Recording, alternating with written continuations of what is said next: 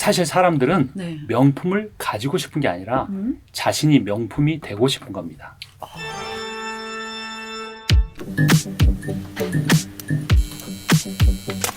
임 목사님 안녕하셨어요. 안녕하세요. 반갑습니다. 반갑습니다, 네. 목사님. 저희가 항상 좀 무게가 있는 주제 그리고 또 생활 속에 실제적인 주제를 고루고루 다루고 있는 편이라 네. 이번에는 또 좀 실질적인 주제를 부탁드렸어요. 네, 네. 별걸 다 질문한다 그렇게 생각하셨을 수도 있을 것 네. 같은데요. 바로 오늘의 주제는 크리스찬이 명품을 사도 될까요? 입니다. 정말 실제적인 주제였습니다. 예. 그런데 사실 저도 한 가지 질문이 생기더라고요. 네. 얼마부터가 명품일까? 금액을 정하기가 좀 애매하죠. 그러네요, 진짜. 네. 어. 아무래도 명품의 경제적 기준 자체가 음. 상대적이어서 그런 것 같습니다. 만약 가격이 명품의 기준이 되기 어렵다면 또 브랜드나 디자인을 기준으로 명품인가 아닌가를 결정할 수도 있겠죠. 그런데 이것도 사람마다 선호하는 브랜드 기준이 다 달라서 그렇죠. 상대적일 것 같습니다. 지금까지는 짝퉁이 명품을 카피해서 만들어 왔는데 최근에는 짝퉁을 만드는 회사가 자신들이 카피하던 명품 브랜드 스타일로 새로운 디자인을 개발하기까지 하고 와. 일부 시장에서는 진품보다 짝퉁 디자인을 더 선호하기까지도 한다고 합니다. 와, 그렇구나. 이런 상황이면 네. 브랜드나 디자인을 기준으로 봐도 어떤 것이 명품인지 네. 어떤 것이 짝퉁인지 정의하기가 어려워졌죠. 네. 그만큼 사람들의 명품에 대한 수요가 매우 많다는 것을, 다양하다는 것을 보여줍니다. 네. 근데 목사님, 근데 사람들이 왜 그 비싼 값을 주고 명품을 사거나 아니면 심지어 짝퉁을 구입해서라도 이렇게 명품을 들고 다니는 사람처럼 보이고 싶어 하는 걸까요? 도대체 그 진짜 속마음은 도대체 뭔가요? 매우 중요한 질문입니다. 사실 사람들은 네. 명품을 가지고 싶은 게 아니라 자신이 명품이 되고 싶은 겁니다. 명품 핸드백을 매거나 고가 브랜드 옷을 입음으로써 네. 다른 사람들의 선망의 대상이 되고 싶고 명품 인생처럼 보이고 싶은 겁니다. 그래서 대부분의 명품 광고를 만들 때 제작사는 네. 유명 배우를 섭외시켜서 등장시킵니다. 그쵸, 그쵸. 핸드백을 만드는 기업도 핸드백의 기능이나 내구성보다 디자인보다 그 핸드백을 광고하는 유명 연예인을 섭외하기 위한 마케팅 비용에 훨씬 더 많은 비용을 지불합니다. 그러니까 광고를 보는 사람들이 제품의 디자인이나 기능에 대한 사용 가치보다 네. 그 제품을 가짐으로써 누리게 되는 욕망의 가치를 훨씬 더 중요하게 여기는 심리를 노리는 겁니다. 광고를 보면 명품보다는 그 명품을 들고 있는 연예인을 더 부각시키는 것을 보신 적이 많이 있으실 거예요. 네, 맞아요. 그래서 광고를 시청하는 사람에게 그 명품을 소유하면 네. 그 명품을 광고하는 유명 배우처럼 되거나 그 배우처럼 살 수 있다는 그러한 비현실적인 메시지를 전달하기 위해서입니다. 사실 연예인처럼 아름다워지고 싶은 것은 잘못은 아니죠. 그쵸. 그런데 명품을 가짐으로써 명품이 될 수 있다고 착각하는 것은 네. 나중에 크게 후회하는 삶을 살게 되는 원인이 될 수 있습니다. 명품을 가졌음에도 불구하고 명품이 되지 못한 자신에 대해 이전보다 더 실망할 수 있기 때문입니다. 이렇게 누군가와 비슷해짐으로써 네. 자신의 정체성을 찾으려고 하는 것을 네. 모방 이론이라고 합니다. 사실 저도 광고에서 어떤 그런 브랜드 제품보다 훨씬 더 그 모델, 그 연예인들이 이렇게 부각되는 거에 대해서 한번 이렇게 생각해 본 적이 있긴 했어요.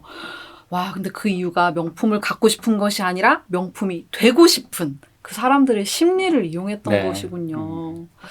와, 근데 그 부분을 목사님께서 모방 이론 때문이라고 네, 하셨는데 네.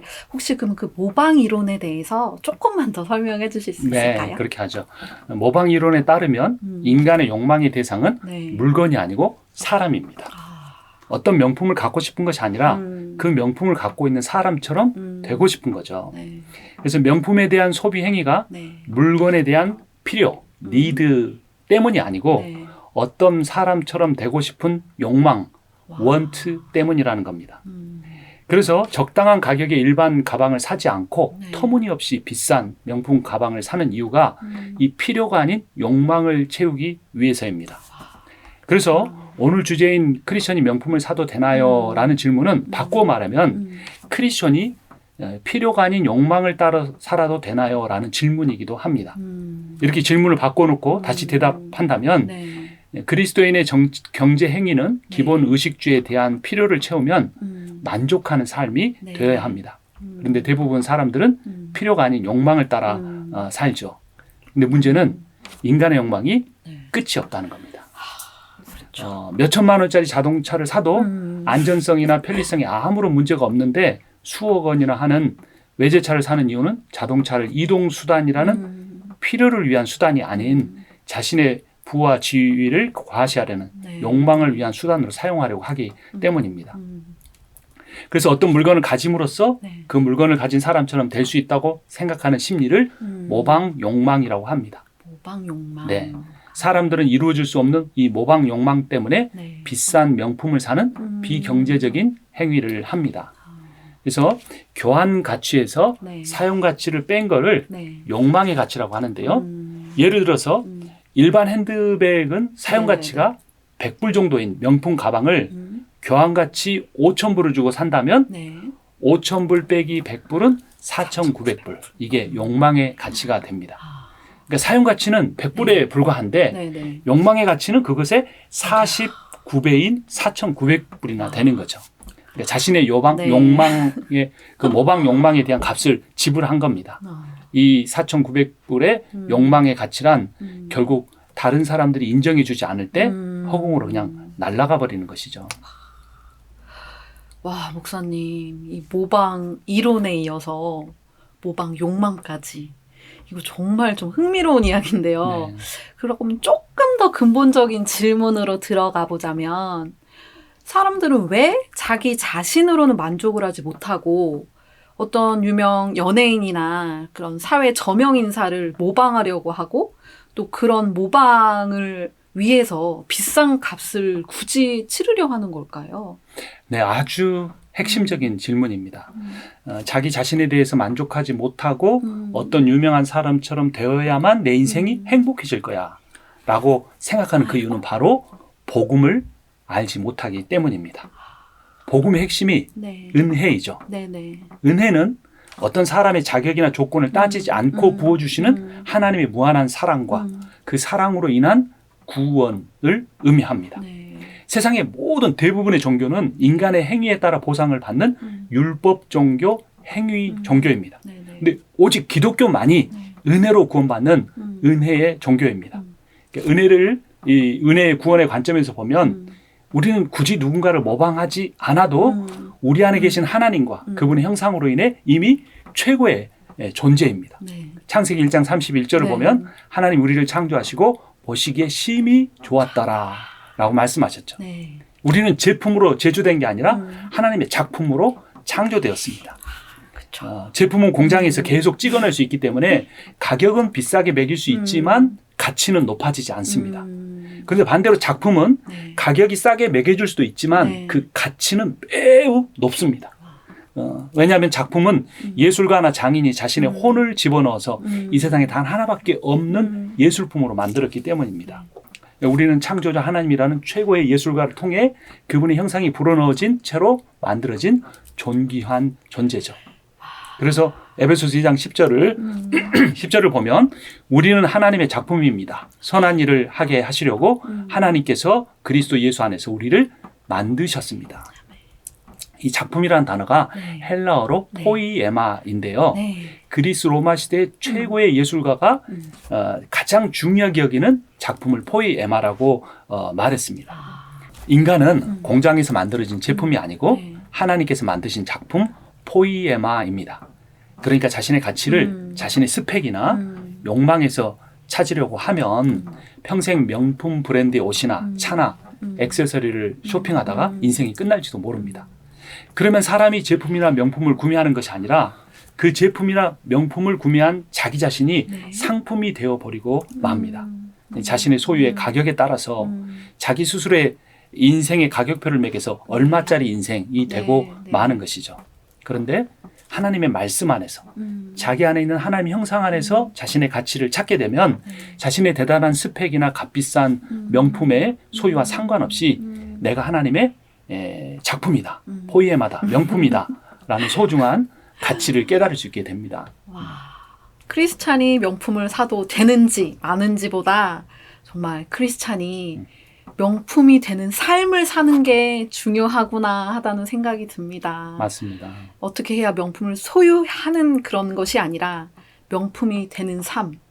그 명품이 되는 삶 어떻게 살 수 있을까요, 목사님? 네, 아주 멋진 질문이라는 생각이 듭니다. 제가 한번 예를 들어볼게요. 네. 여기 지폐가 한 장 있는데요. 오, 얼마짜리입니까? 100불짜리네요. 100불짜리죠. 협찬을 받았습니다. 제가 이거를 좀 한번 구겨볼게요.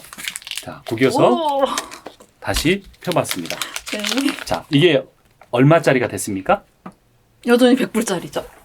근데 새 100불짜리가 아니고 좀 구겨졌기 때문에 가게 가서 물건 살 때 99불로만 인정해 주지는 않을까요?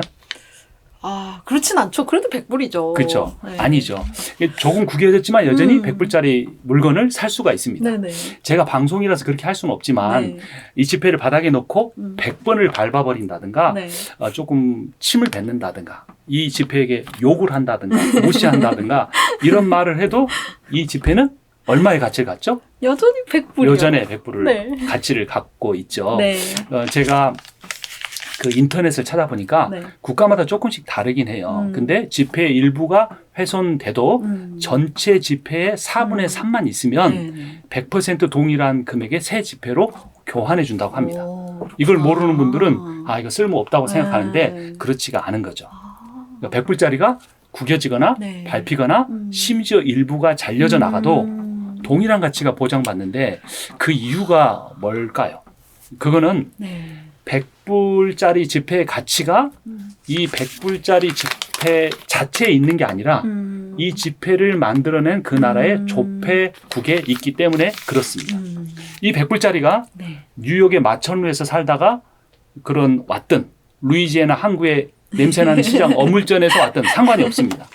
이 100불짜리를 명품 핸드백에서 꺼냈든 작업복 호주머니에서 꺼냈든 상관없이 이 100불만큼의 가치를 갖습니다. 앞에서 말씀드린 대로 100불짜리를 찍어낸 조폐국이 그 지폐의 가치를 보장해 주기 때문에 심지어 그 수명을 다해도 다른 100불짜리로 교환될 수 있습니다. 우리의 인생도 이와 마찬가지입니다. 세상은 명품을 소유한 사람이 명품 인생이라는 거짓 복음을 선포합니다. 하지만 성경은 하나님의 피조물, 하나님의 포이에마는 그들의 소유와 상관없이 다 명품이라고 말합니다. 네. 이사야서 42장 4절을 보면 내가 너를 보배롭고 존귀하게 여겨 너를 사랑한다라고 말씀하십니다. 100불짜리 지폐가 어떤 상태이든 이제까지 어떤 인생을 살아왔든 그 지폐를 만든 조폐국이 인정해 주기 때문에 100불짜리 가치가 있듯이 네. 우리의 나이가 몇 살이든 스펙이 무엇이든 외모와 건강과 소유와 상관없이 우리를 만드신 조폐국이신 창조주 하나님께서 보배롭고 존귀하게 여기시기 때문에 사랑하시기 때문에 우리는 그만한 가치가 있는 존재입니다. 그래서 명품의 소유와 상관없이 네. 이미 최고 가치의 명품입니다. 이미 명품이기 때문에 네. 명품이 되기 위해 명품을 살 필요가 없죠. 그리고 또 명품을 잘못 사면 네. 인생이 짝퉁이 될 수도 있지만 복음으로 인해 자신이 이미 걸작품임을 깨달으면 명품으로 언제든지 살아갈 수 있습니다. 와, 목사님 정말 이 100불짜리 예화 이렇게 해주시니까 너무 이해가 쏙쏙 돼요. 우리의 가치가 명품의 소유 여부가 아니라 포이에마, 정말 하나님의 작품으로서의 정체성에 있다는 사실이 오늘 다시 한번 제 마음에 깨달아졌습니다. 너무 감사합니다. 네. 진짜 명품을 소유해서 명품이 되는 것이 아니라 하나님의 형상을 닮은 걸작품임을 깨달으면 이미 명품이다. 아주 중요한 복음의 진리를 다시 한번 되새기게 됩니다. 진짜 명품을 걸치고 그거를 하나님이 주신 복이라고 그렇게 말할 게 아니라 검소한 삶을 통해서 진짜 명품의 삶을 살아야겠다는 다짐도 다시 하게 되는데요. 아멘. 목사님 오늘도 정말 생활 속에 이런 실질적인 주제를 또 그 안에서 깊은 본질을 이렇게 쉽게 저희들이 잘 이해할 수 있게 풀어주셔서 너무너무 감사합니다. 감사합니다. 네. 미주 기독일보는 여러분의 신앙생활 속 궁금한 점이나 하나님에 대한 오해, 그런 것들을 함께 고민하며 답을 찾아가며 이렇게 여러분과 함께 하겠습니다. 오늘도 콘텐츠 좋으셨다면 구독, 좋아요, 알림 설정까지 부탁드려요.